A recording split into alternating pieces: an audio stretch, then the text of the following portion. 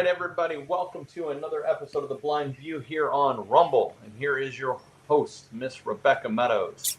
Hello, everybody. Thank you for joining us tonight for this exciting episode of The Blind View. How is everybody tonight? Well, I like how you said, Becca. You said, you almost said, thank you for enjoying. And yeah, thank you for enjoying us and joining us on The Blind View. So I hope you are enjoying us. Yeah, I hope everybody is enjoying us. You know, I think that there's a lot of feminine company that would enjoy me, but I'm not on the market. I'm not. Yeah, Brandon's no longer available. So nobody be sending us mail for like wanting to date Brandon at the show's email, because Brandon's not available, right, Brandon? Oh, I'm available for a meet, coffee meet, have a drink or two. I just can't go home with you. Okay, that's. Oh, okay. So if you would like to have a little coffee date with Brandon or a lunch date, feel free to email us at beccameadows76@gmail.com and we'll pass the message on to him. Absolutely. I am a bit of a foodie, so that would be perfect, Yeah. Yeah, that's right. So I didn't see, again, I didn't look at my email for the last couple of hours, but Brandon, did you have a topic? Becca, what's your topic? I don't even know anybody's topic. So I'm going to talk about just a minute, what is it called? Instruments for Success. It's this I'll just do my topic now. Instruments for Success is this thing through the VA. This fella, just a minute, his name escapes me right now.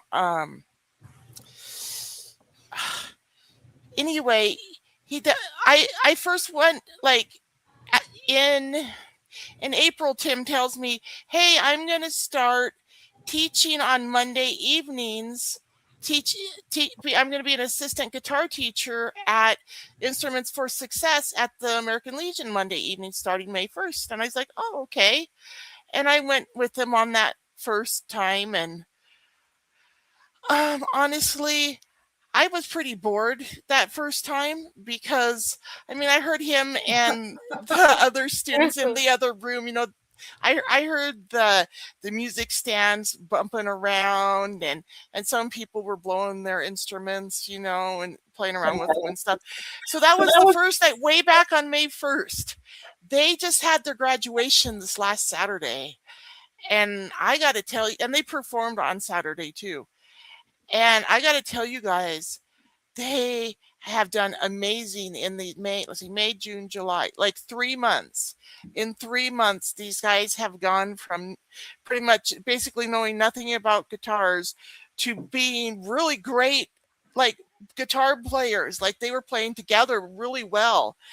And these are veterans, right? And some of them are disabled.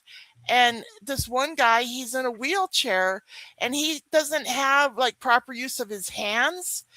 And so the instructors worked with Stephen Bradford is the guy that started it. Anyway, the instructors worked with this guy to help him figure out how he was going to play the guitar. And what he wound up doing was the way Tim described it.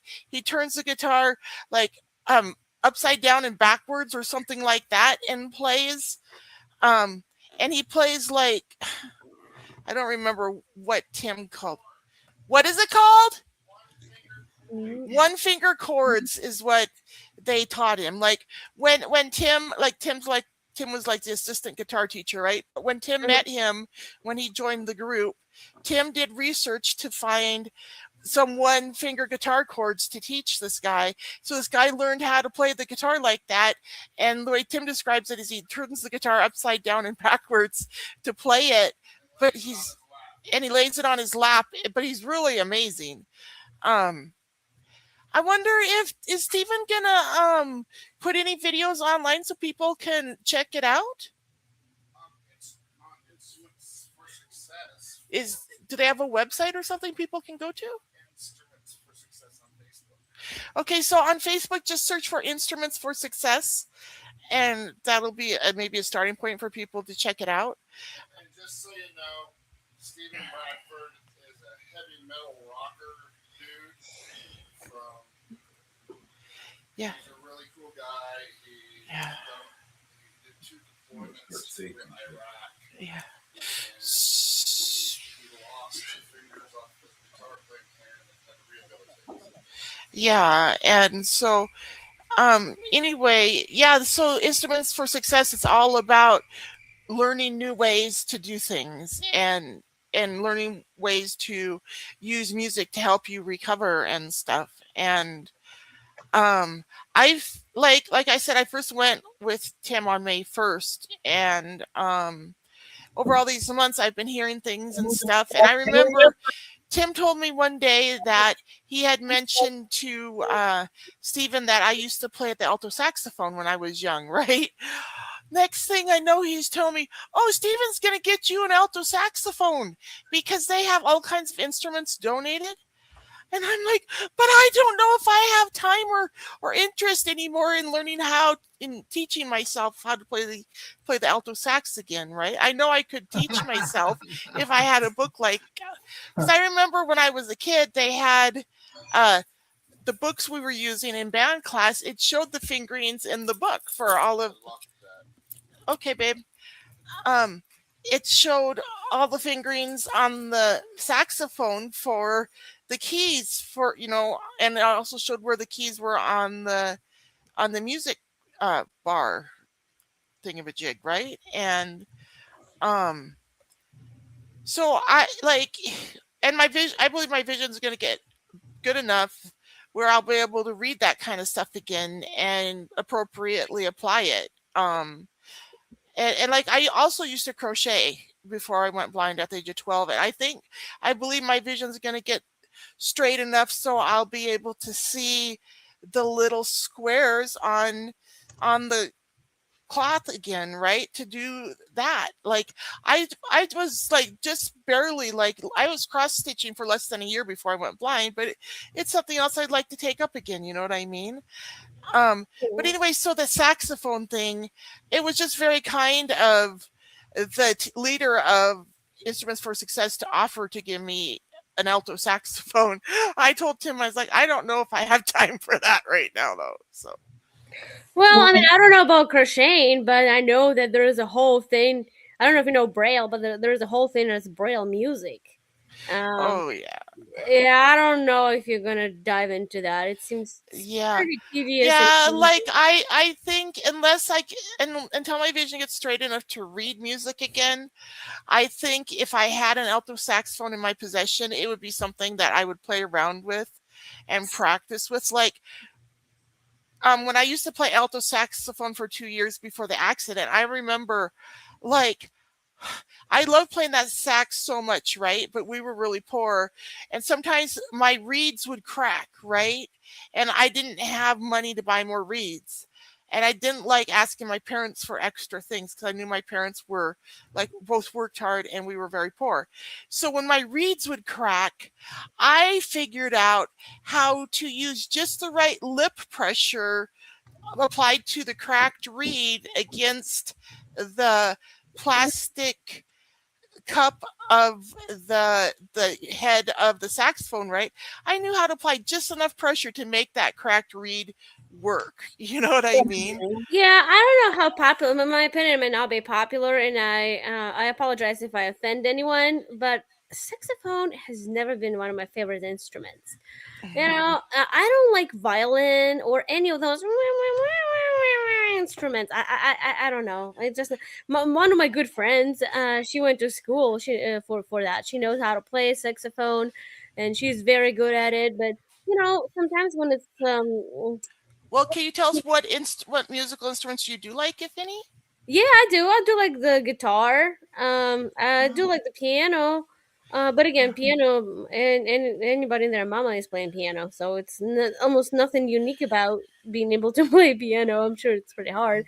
But yeah, I mean, I like those like string instruments more than those. And what instruments have you learned to play in your lifetime? I played instrument. It's again string instrument. It's a Ukrainian instrument called bandura. Oh. Yeah, it's pretty melodic. It's pretty cool. It has 55. I've heard of it. You have? I think I have heard of it. You were saying it has 55. Yeah, the smaller one has 55 strings, and the bigger, like the concert version, as they call it, like professional version, has 64 strings. So Oh, it's pretty wow. damn heavy. I don't know how many pounds, but you know, you will carry it with one hand if you're pretty damn strong. Like I could carry it, but you know, you might want to use you want to put it on your shoulder or something, like with a strap. But yeah, that's kind of a downside. It is portable, but it's not super easy to. So can you say the name of that instrument one more time? Bandura. It's spelled Bandura. Bandu. Uh-huh. B as in boy. So boy, Adam, Nancy, David. Uniform Romeo Alpha. Okay. Yeah. So if you put it on YouTube, you will find tons of it. Like there's different ensembles, different Okay. singles. Well, That's the way exactly that what I was heard asking. of I wanted it, to be able to tell Tim so we could look it up. Yeah, you should. the way I heard of it is because I was doing flight training. I was trying to learn how to pilot aircraft using an accessible interface, and I had all kinds of different instructors that would teach me about different aspects, and so I would let them play whatever music they wanted while we were training. And I was like, "What is that instrument? That's got a cool sound." And he was like, "Oh, that is a bandura." And I'm like, "Oh, okay, cool." Oh, awesome. It's really hard to come by. Like it's really hard. I know there are some in Canada, because there are some Ukrainian diasporas there. And I don't know as of today, like if they have any, but I remember back in like 2000s, I heard that they have it. But you can't just go and order it from Amazon or something, or buy from music store. No, it's pretty special, pretty unique, which makes Yeah, it it's very like traditional, huh? And is it only sold or made in Ukraine then, or? I don't think so. I don't think it's only in Ukraine. I think it's in Eastern Europe, maybe Poland, but it is Maybe- considered to be okay. a Ukrainian instrument. Okay. Mm. I wish Paul was here. I would like to know if he has heard of it. Yeah, Yeah. we can ask him next week when he returns. Yeah, it's pretty cool. But again, yeah, saxophone it's good. I mean, sometimes in certain jazz music, if it's quiet, if it's not imposing on the background, I can deal with it. But if somebody doesn't know how to play it well, it's just terrible. Yeah. What do you think? Well, both of you, what do you think of like Asian like music from the Asian continent, whether that be like Japanese or Korean or Indian, or what do you guys think about music from there? I honestly haven't heard much of that. I mean, it's been a long time since I've even been to a Chinese restaurant, right? Well, they don't even play that in Chinese restaurants. I know, and I'm saying like I don't know where I would go to hear it, because like when I was in Missoula, I went to the college and did stuff sometimes. So sometimes you'd hear somebody playing music from other places like India and stuff, right? Mhm. But because I don't hang around that age group anymore, and ever since the quarantine hit, I haven't really been out as much, right? I haven't had opportunity, but it's on my bucket list to start getting out more. Yeah, I don't know about those much either. But a last comment about bandura. The closest I can think of the comparison, if you guys know what the harp sounds like, the instrument harp, it's probably the closest to it. So sometimes in certain certain songs or whatever, I can even confuse it. Like, oh wow, was that bandura? Oh no, of course not. It was just a harp. But it can get close. Yeah. But that's a cool instrument too, though. You know, so yeah, I don't know. I listen to music from all genres and all over the world, but a lot of Asian music to me though is just really unique and distinct because they use different like totally different musical systems than we do. Like for example, we typically have like half steps and whole steps, but they Mhm. have like fractionated stabs, so like quarter stabs, 3/4 stabs. Like, whoa, that's an interesting sounding song. Oh, Yeah. that would be interesting. Yeah. Yeah. Well, maybe one day you'll pick it back. Maybe you can start playing it. Well, No, if not my playing, I if meant- my vision gets, you guys know I've been doing the stem cell therapy and stuff, right? As well as the regular vision therapy at Accent Eye Care in Phoenix. And if my vision gets as good as I believe it's going to get, or as good as I believe it has the ability to become, I there's a lot of things I want to do. And driving's at the end of the list, but yes, I am really thinking about taking up a musical instrument again, and I think I am going to pick up the alto sax again, because when I was a kid and I played it for those 2 years before the accident, Mhm. I loved that alto sax so much. Like, I was 10 when I first started playing it, and then I was 12 when the accident occurred, right? So I was like this little 10-year-old girl hauling this big alto saxophone, right, up to the bus stop. And then I had to haul it onto the bus and then off the bus when we got to Rudyard and into the school building. It was really heavy. And I remember so many times asking myself, why are you playing such a heavy instrument? But then as soon as I'd either be in band practice or I'd be at home playing it, as soon as I started playing it, I don't know, it just did something to my spirit, right? And I'd be like, oh, this is why you don't mind hauling that heavy thing everywhere, because you love playing it.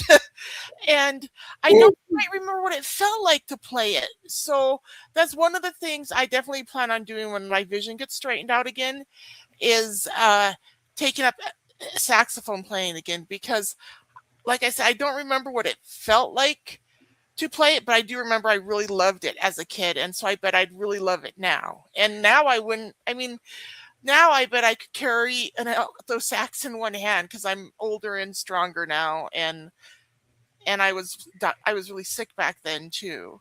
Beck, I'm sorry, but it does sound like you're saying that you have to have vision to play instrument. I don't get. No, it's just I so I'm tone deaf, but when I used to play alto sax, because I had the timing down, and I knew just the exact amount of pressure of breath to use to get, the right sound out of my horn without it squeaking and squawking, Um I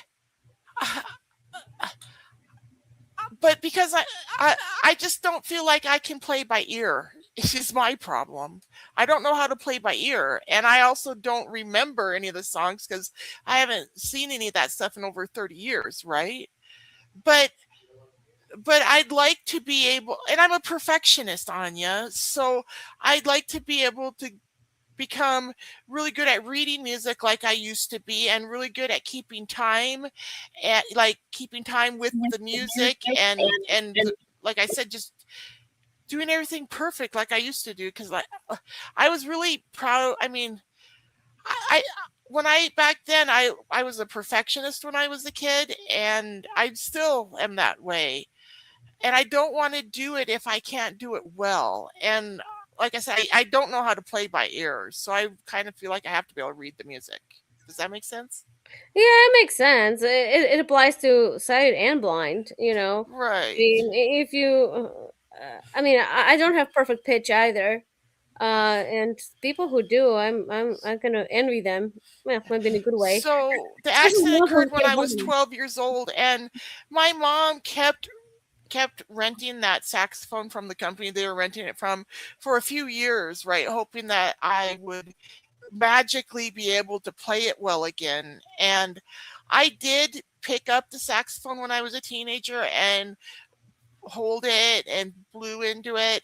And there was even a video for a long time of me doing it after the accident. But I had to give it up when I was a teenager because I had so many other things on my plate. I couldn't keep up with trying to play the saxophone when I couldn't read the music, and I couldn't, like, I think I told you guys before about everything that was going on in my life. Like, I couldn't participate at an even level. It's normal at any of my classes, let alone my extracurricular things, So Well, that's just one thing I I'll gave tell up you guys. I after the mean, accident. I don't have perfect pitch, but Right. I can and do play things by ear.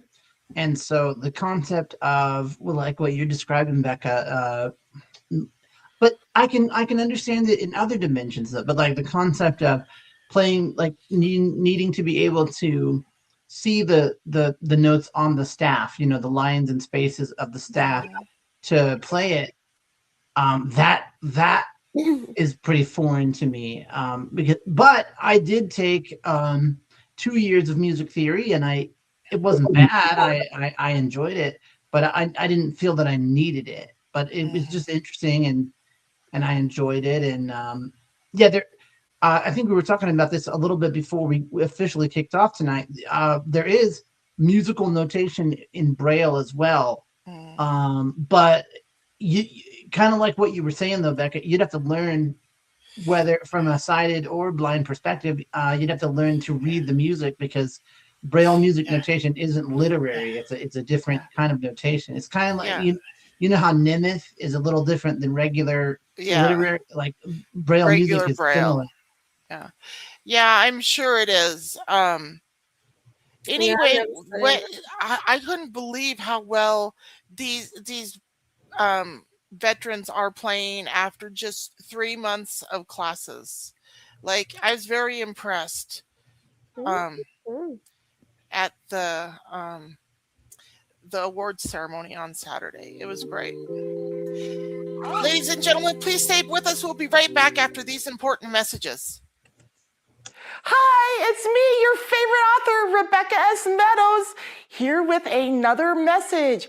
You can go up to Amazon and search Rebecca Meadows author to get your hands on each of my books. And each book is available in Kindle, digital download, Amazon print on demand, or on Audible. So enjoy, and please send me an email at beccameadows76@gmail.com and let me know what you thought of my book, okay?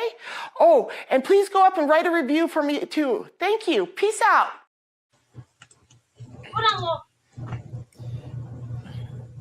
Is everybody All okay? right, guys. All right. Looks like we are back from the commercial break. We are. And I just want to say, no, I think it's really good, Becca, because the veterans they deal with a lot. I'm saying something simple but profound. They deal with a lot, and I don't like to see anybody struggle, with like feeling like they can't do anything about it. That's not a good place to be. Yeah. Exactly. Well, Brandon, do you have a topic? What's your topic today, or you want me to? No. Honestly, I'm just. I feel like a good enough conversationalist. This is why the lunch date or the coffee date or whatever wouldn't be a problem, because I can converse at such depth and breadth that I thought I would just discuss things with you guys. Well, in that case, I can. I didn't say that. Okay, so anyway, ladies and gentlemen, if you want to have a coffee date with Brandon, email us at beccameadows76@gmail.com and we'll pass the message along. Maybe somebody is suggesting that I discuss etiquette. I mean, because I can't believe, somebody must have a hot mic or something. So, I mean, this is your etiquette tip of the day from the Brandinator. You should try very hard to minimize flatulence in public settings. Okay, you should really try hard to minimize it. Okay, it's not very couth. It's not very socially acceptable. I mean, we all do it, but not in. So is there a particular recent occurrence that brings this topic to mind, Brandon? So well, didn't you just hear? I mean, I don't know if somebody had too much salsa or what, but I mean, I like salsa as much as the next person, but I mean, Yeah, I mean, you just, and by the way, I guess I'll give you another bonus. You also shouldn't burp loudly either. So Well, so in some cultures, it is the sign that you That you like the appreciate the food. meal you had. Yeah. Yeah. If you yeah, don't but burp, it's impolite. It's a compliment to the chef. Yeah. yeah, right. But can you imagine just having a conversation like, oh, so I went in and finally the bait came through and I was able to, it's like, okay, that was abrupt. Yeah. Yeah. This could be. How dare you? So How dare you? exactly. My thoughts exactly. So if you think you're the kind of person that can hang with me, you have to have some semblance of manners. Okay. You gotta do it. Like they don't have to be impeccable, but you gotta have some semblance. You cannot pick your nose and you cannot eat with your hands. I see. Right, of course, not of course. I mean, listen. I believe in displaying the best and brightest of Americans. Okay, that's Well, that's admirable. so I don't think that you should come and meet with me like the morning after your most recent bender. Okay, just stay in, drink some water with some electrolytes, eat some chicken soup. Okay, you're gonna have to take a number. Okay, Chicken so, soup. Who cares? There we go. well, I don't know. That is TBD. And I think the future is exciting. Whatever comes, every day is a new day. So It is. Well, okay. Well, I was going to ask you guys. I don't know if you saw my topic, but I was going to ask, have you guys ever been frauded while ordering from Amazon or any other like postal service or anything like that? I did see that come through. That was what you wanted to talk about tonight. Yeah, because I'm extremely pissed off. Can you tell us? Yeah, I'll tell you guys. So, Well, because I'm very interested to hear, but because be careful, I can tell you about a scam going on that's tangentially related. there are many scams going on, and What happened to you, Anya? so what happened? I'm gonna say so. My husband's birthday. I'm not gonna say when it is because he doesn't want to be on the air when his birthday is. But like let's say recently his birthday, and I decided to order him a gift, and he really wanted to have one cool thing, which is like it's called Weather Station. I don't know if you guys know what it is.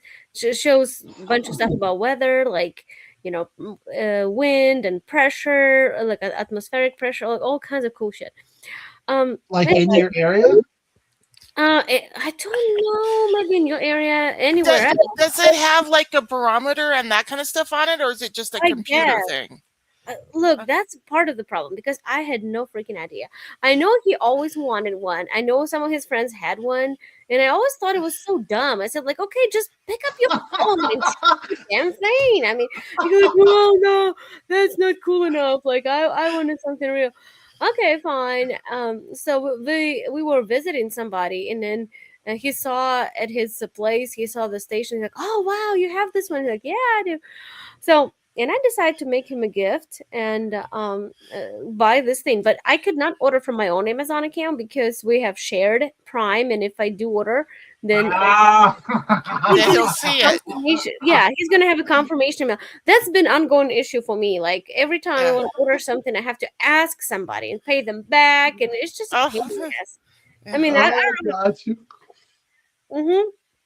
I don't know how other people handle it, but I just have to ask around and see who has Maybe time. you should set up your own Amazon.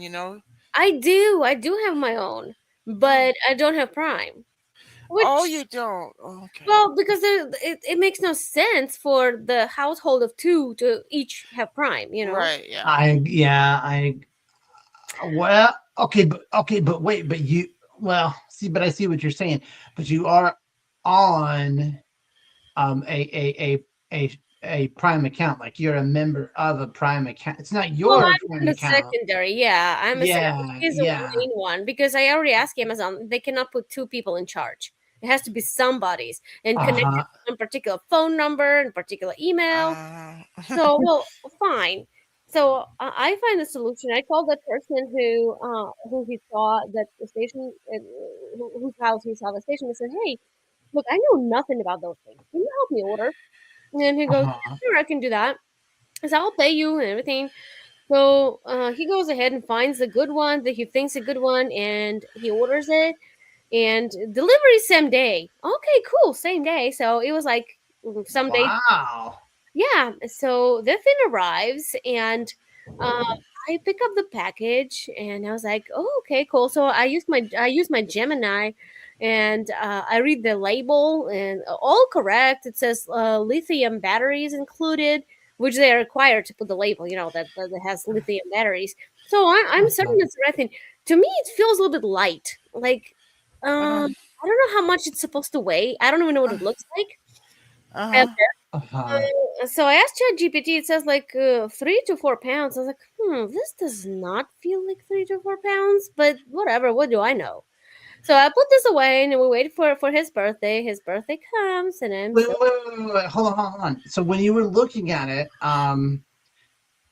was the name correct? Like yeah. The name was correct. The Yeah. address was correct. Wow. Everything was correct. Okay. The package felt suspiciously light, but I didn't give much thought to it. I was like, okay, whatever. I don't know anything about those things, so maybe. It was, Right, but the name was correct. The address was correct. Okay. yeah. keep And going so, on, yeah. so the birthday comes, and then I'm so excited because I know he's gonna be super happy. Yeah. And this box, and he's like, "What is it? What is it?" He's trying to guess. So he cuts this open, and he takes out, "Oh, this is the book." I was like, "Book?" I'm thinking to myself, maybe it's a manual or something. Like, okay. So he reaches back again, takes out another book. He's like, "This is another book."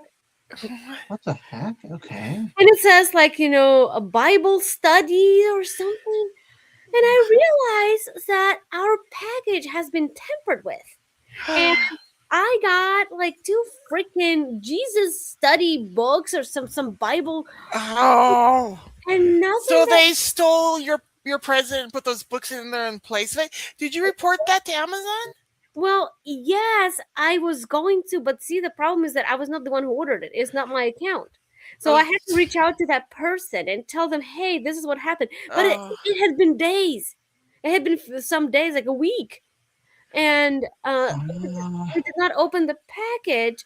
And I was like, oh my Anya, did you see the order form from the person that allegedly ordered it? Because what if they took your money Oh, and just no, ordered no, you no, those no. 2 stupid books? No, just so you know, I have not even paid that person yet. Oh, okay. So there's no way they're gonna Well, and I'm wondering, did maybe I don't know what's going on here. Maybe the person did order that and does want it, and they just shipped like. No, that person already has it, and he went to his orders, and he see that he sent us a screenshot. I mean, I have absolutely zero doubt about that person because No. But he didn't want though. He didn't ever order what you got though, right? I don't understand your question. What do you mean he never ordered what I got? No. Oh, you mean the I'm books? saying like maybe absolutely Amazon just messed up on shipping. Yeah. Because like maybe he did order the book. No. No, he didn't order that ever. He is not the one who would order. Well, Jesus. that's so disappointing for Robert. So are you guys trying to make it right so you can get him a new one then? Well, I Yeah, don't know. and his screenshot said that he ordered the right product. Wow. Yeah. So he's gonna have to call. This person is gonna have to call Amazon and deal with them and figure out what to do. I mean, again, like I said, I have not paid this person yet, and I don't want to make it a burden, but they have to figure it out. I'd like give them the book so they can send them back to Amazon and get a refund, and then they can hopefully reorder what you want. Well, that's obvious some kind of fraud because I mean they just threw those books for weight. Well, so Robert knows now what you were going to get him. Can you just have Robert order it on his Amazon, and then you don't have to deal with this other person at all? Well, but it's been paid for. Who's going to cover for the payment? I mean, it's I costing. thought you said you didn't think pay him you'll for it, though. be. I think you'll be okay where Amazon is concerned. I hope so. And I only say that because my wife does stuff like that fairly frequently. The only thing is, what I can tell you, I don't know, because okay, so a lot of times if you tell them, oh, there's a problem, this order is the wrong size, or this is the wrong product, or whatever, they'll let you return it, and you do have like 2 weeks to return it. But how long do you have to report that it's the wrong product or whatever? Yeah, I don't know that. You should do Well, it right away. I don't know if I mentioned this, but according to ChatGPT, I do have a window, and it's pretty common for people not to open the product the first day. Sometimes Right. people order gifts and stuff. So they give, yeah. It was only like 7 or 8 days, so I'm Uh-huh. still within that window.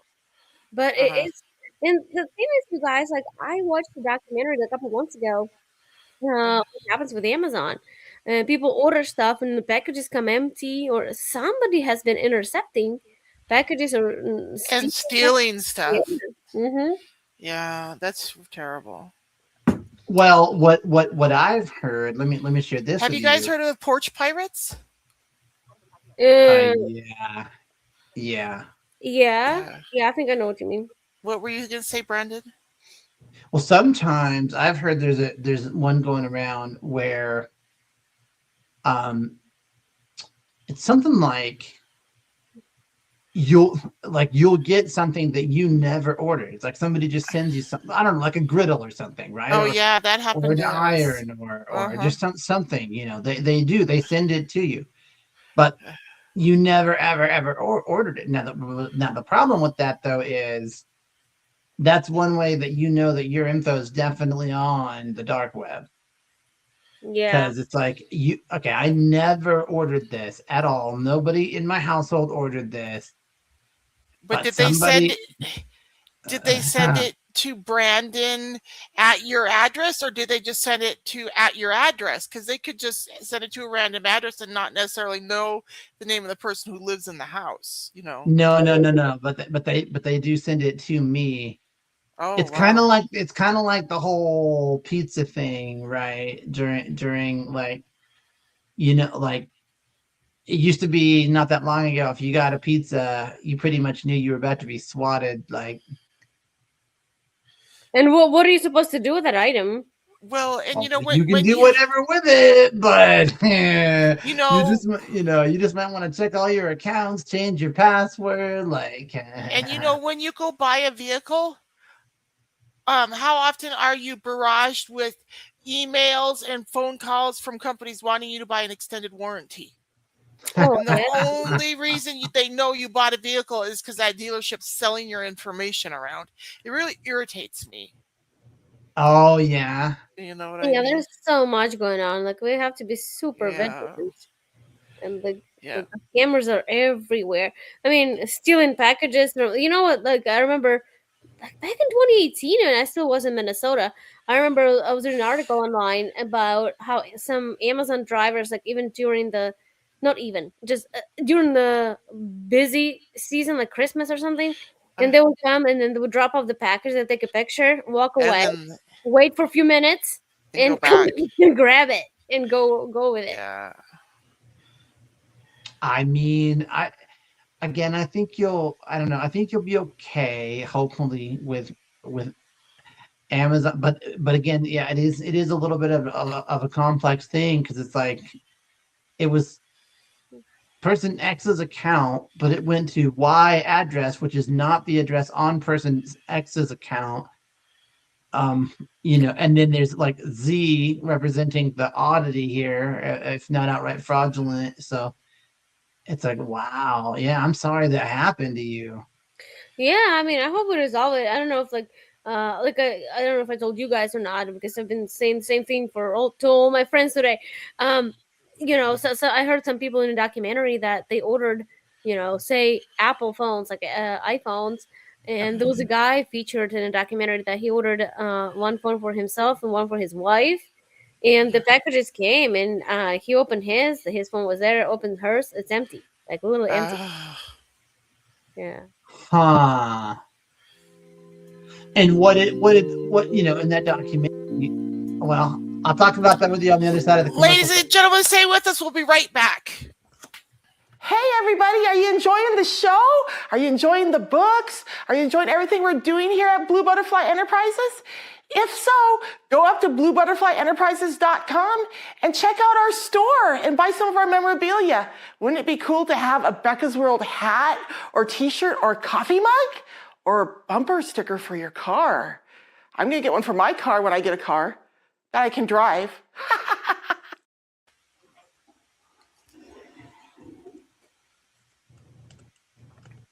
Okay, are we back? All right, guys. Yep, we are. We are back. Have any of you heard anything else about Dr. Fauci? Like, what's going on? Is he on trial? Oh, I don't. I see on Facebook a lot of people defending him, and I got into a couple of fights with people. No, he was such a hero. He led us through the pandemic. Was he right in everything? No, he wasn't, but he was doing his best. Oh, yes. Are you kidding me? That's terrible. I know. I see a lot of it on Facebook, and sometimes I just scroll by. I was like, yours, like that ship has sailed. Like, there's nothing I can say that is going to penetrate that poison brain. Well, and that's kind of an interesting way that you worded it there, Anya, because one thing that I tell a lot of people is that I'm not black pilled, but that kind of ties in, but I'm also sure as hell not on the side of the DSA crowd either. That's Democratic Socialist Alliance. No, you guys. No, it's the Democratic Socialists of America. Yeah, whatever. That's what DSA stands for. Yeah, okay. Well, basically Marxists and communists. That's what they are. They just disguise themselves as something else. But you guys, with all of these Marxist socialists running for office and winning, it just makes me believe even stronger that those of us who love America need to get out there and run for office. But will you win?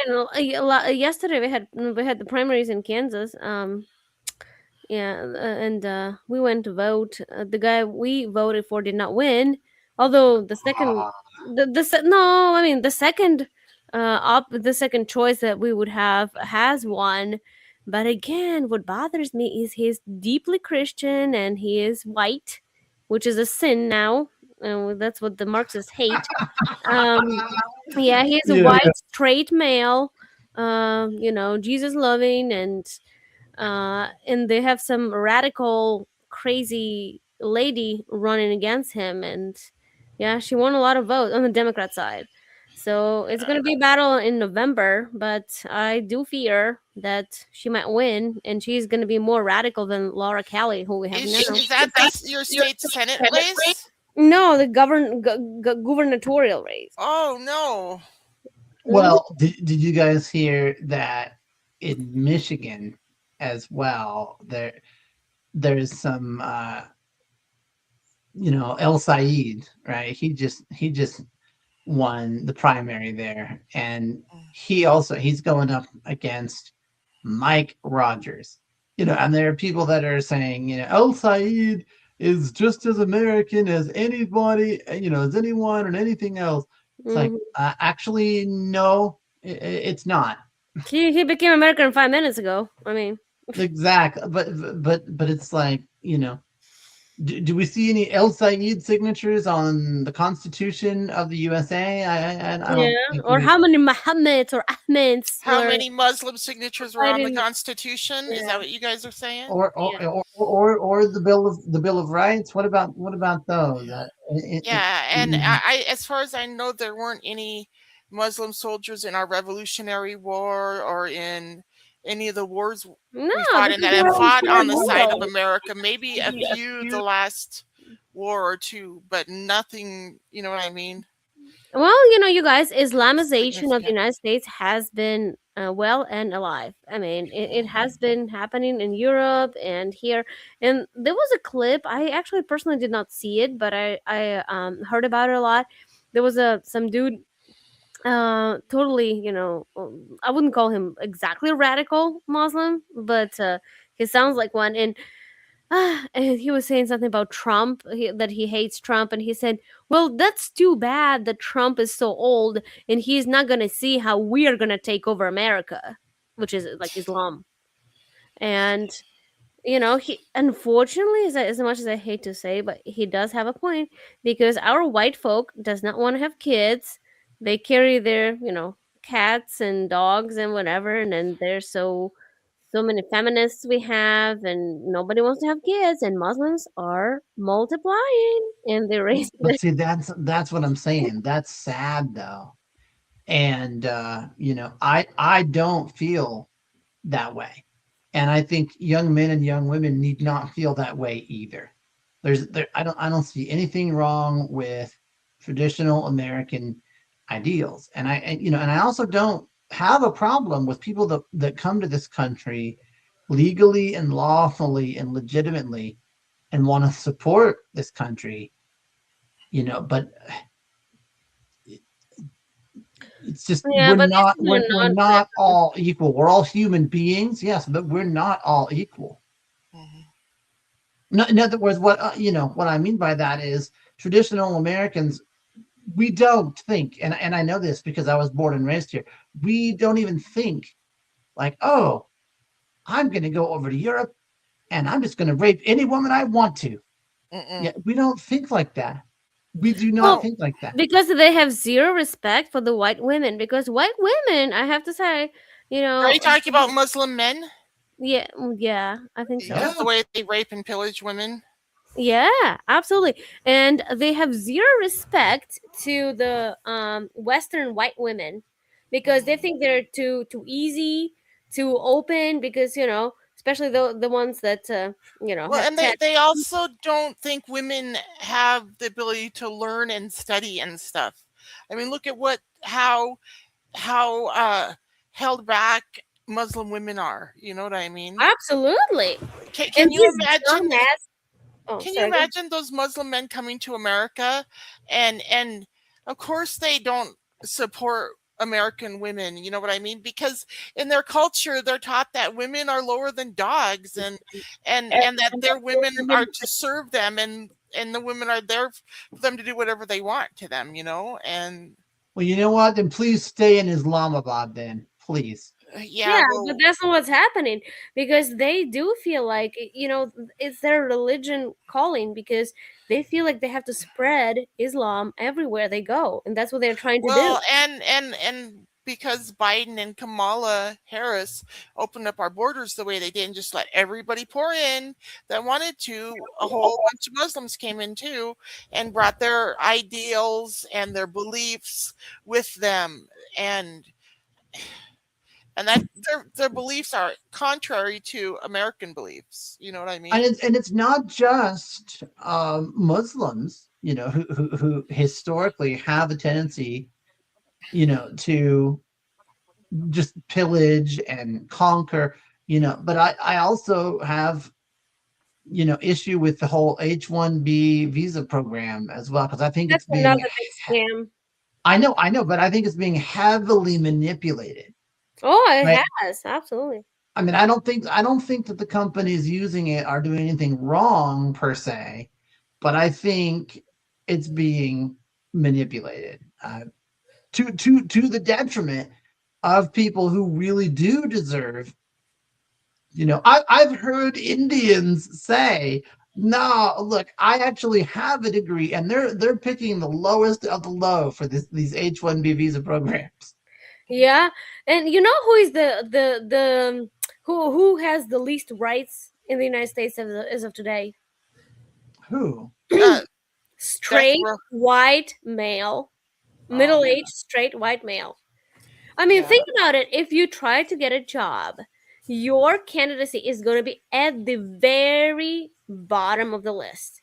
First is going to go all the DI bullshit, all blacks or Latinos or Indians or gay, lesbian, whoever under the sun, and you're gonna be the women, and then you're gonna be the very last.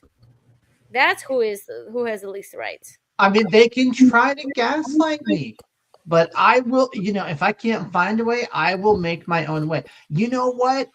America, relatively speaking, is far better in terms of slavery than a lot of other countries, to include Central and South America, to include the Middle East and other African nations. Okay. We're not so bad. Okay. Everybody, there's plenty of blame to go around for other countries and other cultures. Okay. We're not that bad. And I am proud to be an American. Well, you are, but who cares? Like, a HR liberal female, lesbian female is not going to give a fuck about that. She's just going to put your application aside and move on to somebody who checked the right boxes. Just for everyone's information, I'm also proud to be an American. Well, me too. I mean, we all are, but again, like, if you're dealing with some nutcases who's been placed there by the virtue of DIs, then you're in a sad situation. Well, but I mean, again, I'm not black pilled though. Like, I can't give up on the nation that is America. It's like people will say, "Oh, America's never mentioned in the Bible, right?" And it's like, well, okay, all right, maybe it's not, but man, that doesn't mean I'm going to go quietly into that good night. I mean, just to imagine the destruction of an entire civilization and way of life. I mean, that's crazy. That's just. But think about it. This is not what they teach in school. And every single year, we get a new 18-year-old, like many new 18-year-old, because with every graduating class, we have more brainwashed kids who are going to vote themselves into communism, into socialism, and without even realizing what they're doing. So, as a parent, we have a lot of influence over our kids' political beliefs. You know what I mean? Like, my oldest son, believe me, he's definitely conservative. I think my younger son probably is too. I haven't talked to my younger son too much about it, but my older son, oh yeah, he's definitely conservative. And he has been since he was like 16 years old. I remember when he was 16, he started espousing conservative views and stuff like that, Yeah, but because you guys probably put some time into him and trying to raise him. But once you give up your kid to the public school, it's kind of lost cause at that point. It's. It's going to be very interesting to me to see how, especially my son. Anya, what do you mean when you say once you give your kids up to the public school? Because public school is an indoctrination machine. They teach your kid to hate his country, her country, and put a bunch of terrible ideological stuff, like terrible ideas into their head, which is really, really hard to undo as a parent. If you don't monitor what the kid is learning, what kind of projects he's working on, what he's doing, like in general, like that, it has damaged a lot of families. People have lost their kids to public schools because that's what they mess with their brain with. That's where it's happening. Well, there's a lot of bad stuff happening in public schools to our children. For example, these staff members at the schools who make arrangements to take teenage girls in for secret abortions, and they don't tell the parents, or they make arrangements to take a little boy or a little girl in for a sex change, and they try to keep it from the parents. Exactly. I'll tell you, my son is a junior this year, and he's pretty apathetic about politics. He really could care less, but it'll be interesting as he gets older to see how that changes, if it changes. But yeah, maybe he'd be apathetic. And again, I don't know your kid at all, but just the way they present information to them, it also matters. Why do you think they put all these posters about LGBT and blah blah blah, all this mafia, and flags, and put pictures in the books and make them write essay on a certain topic with a certain angle to it? I mean, maybe a person could be apolitical, but Has your children experienced that stuff? yeah, have they? Yeah, I'm asking, have your children experienced having to write essays and all of that? Because my children haven't told me about any of that. I mean, I can't recall any specific time. However, I think, like if my son did, just because he's older, if he did, then I would take the perspective, look, if you want to try to comprehend that perspective and try to write a paper about what you think it might be like, then okay. But if he actually went like to a pride celebratory event or something, I wouldn't allow that. So, this is the topic of our generation regarding the schools and our kids. I remember when I was in school, the big thing that parents were worried about was the schools teaching the kids that creation was wrong, you know what I mean? And that evolution was the only way to think. That was the big deal back then, remember? But That's what I've heard. little did they know what bullshit they're gonna have to deal with, like in 50 years. Yeah, like in the 80s and 90s, that was what parents were concerned about, was that kind of stuff, like or being taught, the kids learning about abortion or safe sex, right? I remember when I was in school, the parents were worried that if the schools taught about safe sex, it would encourage the kids to have sex. You know what I mean? Well, Yeah, now but they at least back then we had boys and girls teams. I mean, I know. Now they have to be concerned about whether your daughter is going to go to school as Becca and come back as Brandon. I mean, Oh, yeah. I know. yeah, that's Yeah, and I laugh so darn. It's like so crazy. It's well, like, gender ideology is complete bullshit. Like, I don't care.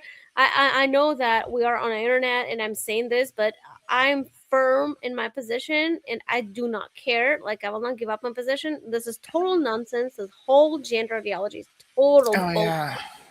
no, it is. It honestly is. I mean, like I think that ladies learn ways of living that us guys never think about, and I'm pretty sure it's the same way. Like us guys live in ways we just learn things that you ladies never have to learn. No, we're just different. I mean, remember back in the day, even in my time in college, which was like 2010s, we talked about men from Mars and Women from Venus. from Venus. Yeah. And now I don't even know they talk about this anymore because they try to water down gender things so bad. They're trying to make us think that the sexes are identical instead of being different. Yeah, it's just like everything's the same. Like, I mean, you can identify as a dog, as a tree, as a cooking pot. I mean, anything. And we have to say it's okay. Now, this topic, above all, bothers me the most because it's the most ridiculous, I think. I mean, there are other issues, of course, too, but this is just so stupid in its face that I Yeah, can't. I have to tell you, Anya, I'm really relieved that my kids, let's see, they were born in 2002 and 2006. So right now they're old enough to know that this stuff is wrong. You know what I mean?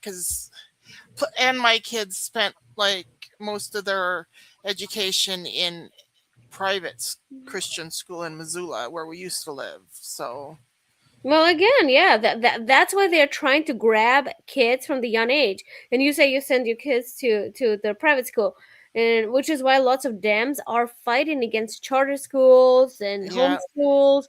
Well, they don't want to take vouchers, like public ed money. Many states do not allow to take money from public ed and send it to the homeschool because it's going to take away another mind that they can poison if you go to a different place.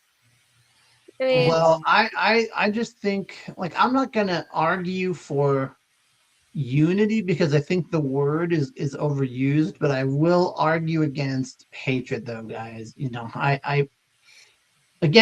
I would find it extremely difficult to deal with a radical left lunatic. Yeah, I'm gonna say it like that. But if you can moderate yourself a bit and us at least have a discussion, then I'll have a discussion with you. But right, like what I mean is if you identify as a teapot, then I can. It's not that I wouldn't, but I can comprehend you. It makes no biological sense. It makes no logical sense. I need help. What? I said because you're a mentally ill person and you need help if you identify as a teapot. I mean, I'm sorry, but there's no other way around it. See, that's a radical person, and I also don't want to hear from the radical right that think that all the borders should be entirely closed. No, I don't want to hear from you either. That's also too radical for me. So Well, what? Okay, well, maybe it'll be a topic for a different discussion because we are in the end of the hour and I really have to go. But I wouldn't say closed. What do you mean by closed? I mean, if we have controlled border, that's a thing. But closed entirely, I don't know. no. But the radical right basically means nobody gets in, nobody gets out. The borders are closed.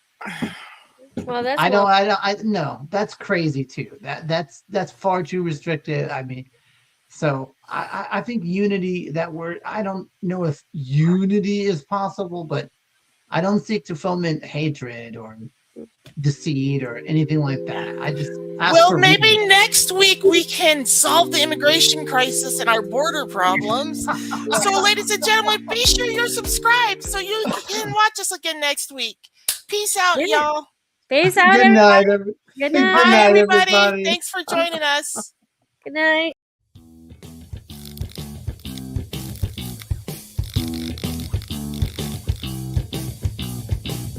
Thank you for watching Becca's World. Please like, share, and subscribe to my channel.